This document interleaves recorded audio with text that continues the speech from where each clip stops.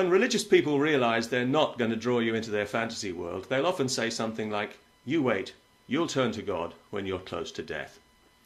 It has an air of desperation about it, that statement, as well as considerable menace. You can almost hear the Jaws music in the background. "You'll turn to God when you're close to death" really means you will submit. Not because you want to, but because you're afraid not to. Religion needs us to believe that death is something to be greatly feared without its protection. And the closer we get to it, the greater the fear will become, until it builds to a crescendo of terror right at the final moment. And then you better believe it, you'll turn to God. Oh yes, you will. So wouldn't it be easier to turn to God now and save yourself all that anguish? Well, actually, when you put it like that, it does sound like a tempting psychological refuge, but, well, I don't know what it is. I just can't seem to get past the fact that God doesn't exist. But what if you're wrong? What if he does exist? You don't know. What if hell exists? Wouldn't it be more prudent to take Pascal's wager and believe anyway, just in case? Not really, no. You see, hell might well be very unpleasant, but the alternative to hell is far too horrible to contemplate. The alternative is submission, real death, death of the spirit, what religion feeds on and craves.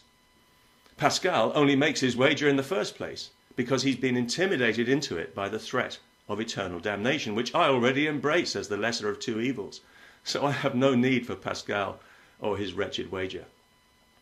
Pascal says you might as well bet on God because you lose nothing and stand to gain everything, and it sounds attractive on the surface, but I reckon Pascal's bookie must have seen him coming, because the moment he places that wager, he loses. He submits to religion, which is what religion wants him to do, and his motivation for doing so is pure, naked fear. Pascal has found a clever dick way of rationalizing it by calling it a wager, but in truth there's no wager. There is only craven capitulation under crude threat of punishment. Pascal is a clever man, a famous mathematician, but he might as well be an idiot, because he lets religion use its only weapon successfully against him. He knuckles under to fear. He caves in. He turns to God. He submits. And he's in with everything because it's an all-or-nothing game. So, as we say in England, he's done his bollocks. He's done his rent. He loses. The God of the desert is such a deeply unpleasant character. I'd be ashamed and embarrassed to find myself turning to him, even after a few beers, for any reason other than to give him the finger, which is, by the way, what I do give anyone claiming to be his representative. He has no representatives. He doesn't exist. I can't prove it, of course, but I have faith. He's so obviously man-made, this God, it's embarrassing. You can tell from the human limitations. Vengeful, narrow-minded, petty, ego-bound, quick to take offence, incredibly stupid. He's got our fingerprints all over him. Look at the way he behaves the very first time we step out of line, way back in Genesis. The entire race is permanently banished, and a curse is put on all future generations. Even Gaddafi wouldn't go that far, would he? Okay, maybe a bad example. But am I the only one who thinks that's a gross overreaction on God's part, and a pretty obvious sign of insecurity? And if God is insecure, he's not perfect. And if he's not perfect, he's not God. So even if he did exist, he'd be an imposter. God reacts as he does in the Genesis fantasy because it's the only way he can react.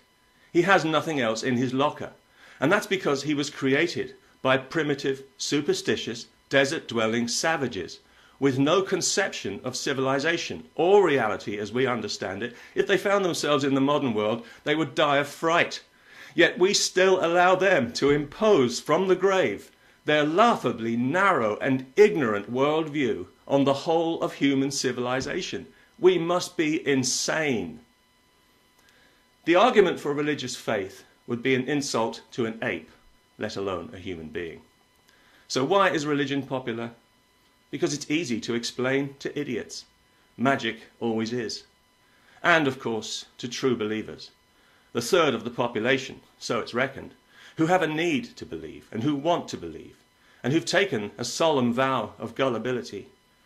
And these are the people who, when push comes to shove, will warn you with comically grim foreboding that you'll turn to God when you're close to death. But if I were making a wager, I'd be inclined to bet that they'll turn to God when they're close to death. and find nobody there. Except maybe old Pascal, religion's favourite mug punter, endlessly tearing up a betting slip. And these are the people who keep warning me about the horrors of hell. Well, you know what they say. You get what you focus on. Enjoy. Peace.